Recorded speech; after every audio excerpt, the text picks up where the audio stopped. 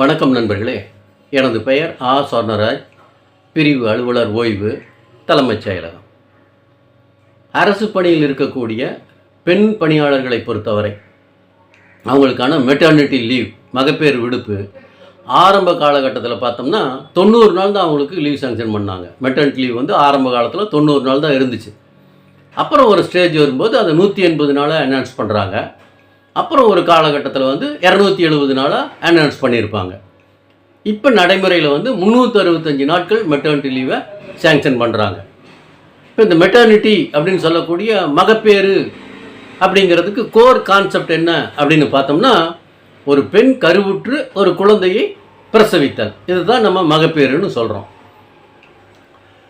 இப்போ ஒரு பெண் அரசு பணியாளரால் கருவுற்று ஒரு குழந்தையை பிரசவிக்க இயலாத ஒரு சூழ்நிலை வருமானால் அவங்க ஒரு ஸ்டேஜ் வரைக்கும் வெயிட் பண்ணி பார்ப்பாங்க.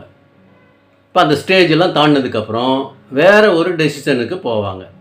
என்ன டெசிஷன் எடுப்பாங்கன்னா, ஒரு குழந்தையை தத்தெடுத்துக்கலாம் அப்படிங்கிற ஒரு முடிவுக்கு போவாங்க.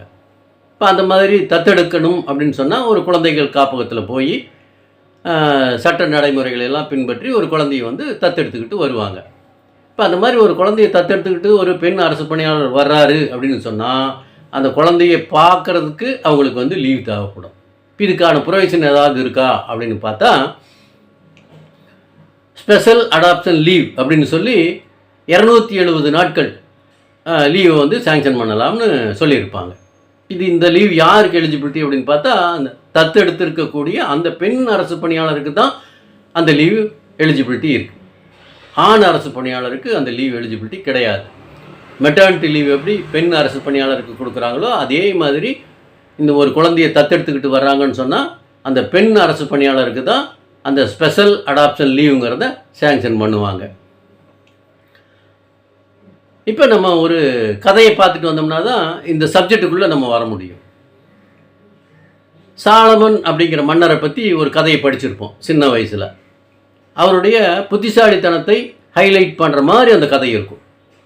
அது ஒரு குழந்தை, அந்த குழந்தைக்கு 2 தாய்மார்கள் வந்து உரிமை கொண்டாடி அவருடைய கோர்ட்டுக்கு வருவாங்க.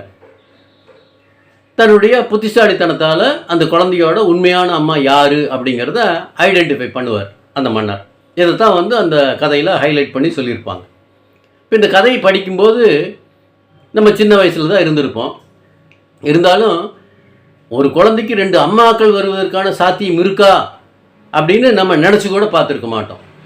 ஆனால் இன்றைய தேதிக்கு பார்த்தோம்னா ஒரு குழந்தைக்கு 2 அம்மாக்கள் இருப்பதற்கான சாத்தியக்கூறு இருக்குது அப்படிங்கிறத அறிவியல் நிரூபிச்சிருக்கு. சயின்ஸ் அண்ட் டெக்னாலஜியினுடைய டெவலப்மெண்ட் வந்து ஒரு குழந்தைக்கு 2 அம்மாக்கள் இருப்பதற்கான சாத்தியக்கூறு இருக்குது அப்படிங்கிறத உறுதிப்படுத்தியிருக்கு. அது எப்படின்னு பார்த்தோம்னா, வாடகை தாய் அப்படின்னு நம்ம சொல்கிறோம் இல்லைங்களா, அந்த மாற்று கருவறை தாய் அப்படின்னு சொல்லுவோம். இப்போ அந்த வாடகை தாய் மூலம் ஒரு குழந்தை பிறக்குது அப்படின்னு சொன்னால் அந்த கருவுக்கு சொந்தமாக ஒரு தாய் இருப்பாங்க. இப்போ அந்த கருவை சுமந்த கருவறையை தாங்கி நின்ற அந்த வாடகை தாயும் வந்து ஒரு அம்மாவாக இருப்பாங்க. அப்போ ஒரு குழந்தைக்கு 2 அம்மா அப்படிங்கிற கான்செப்டு இன்றைக்கி நனவாகி இருக்கு. சாலமன் மன்னர் காலத்தில் வந்து அது கேள்வியாக்கப்படாத ஒரு நிகழ்வாக பார்த்தது. இன்றைக்கி அறிவியல் வளர்ச்சியின் காரணமாக ஒரு குழந்தைக்கு 2 அம்மாக்கள் இருப்பதற்கான சாத்தியக்கூறு உறுதியாயிருக்கு.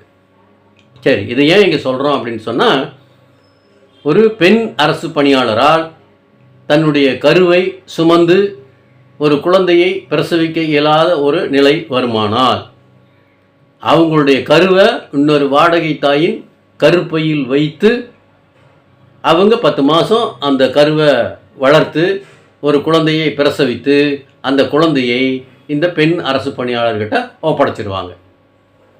இப்போ அந்த மாதிரியான சூழ்நிலையில் அந்த குழந்தையை வளர்க்குறதுக்கு பராமரிக்கிறதுக்கு இந்த பெண் அரசு பணியாளருக்கு 270 நாட்கள் ஸ்பெஷல் அடாப்ஷன் லீவ் அப்படிங்கிறத சாங்ஷன் பண்ணலாம்னு 2022 ஜிஓசி பண்ணியிருப்பாங்க.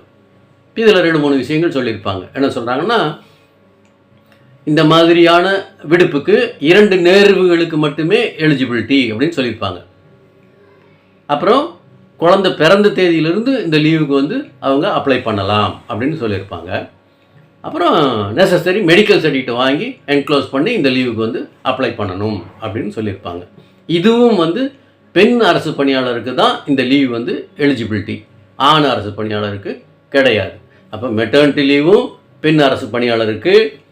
ஒரு குழந்தைய தத்தெடுக்கிறாங்க, அதாவது அந்த குழந்தையோட அம்மா அப்பா யாருன்னே தெரியாது, அந்த குழந்தைக்கும் தன்னோட அம்மா அப்பா யாருன்னு தெரியாது. அந்த மாதிரியான சூழ்நிலையில் ஒரு காப்பகத்திலிருந்து ஒரு குழந்தையை தத்தெடுத்துக்கிட்டு வந்தாங்கன்னா அந்த குழந்தையை பராமரிக்கிறதுக்கு ஸ்பெஷல் அடாப்ஷன் லீவுன்னு சொல்லி பெண் அரசு பணியாளருக்கு 270 நாட்கள் லீவு கொடுக்குறாங்க. இந்த வாடகை தாய் மூலம் ஒரு குழந்தையை பிரசவம் செய்து அந்த குழந்தையை வந்து ஒரு பெண் அரசு பணியாளர் தத்தெடுத்து கொள்ளும்போது அவங்களுக்கும் வந்து ஸ்பெஷல் அடாப்ஷன் லீவு ஒரு 270 நாட்கள் சேங்ஷன் பண்ணுறாங்க. இதை தெரிஞ்சுக்கணும் அப்படிங்கிறதுக்காக தான் இந்த வீடியோ. சரிங்களா? நன்றி, வணக்கம்.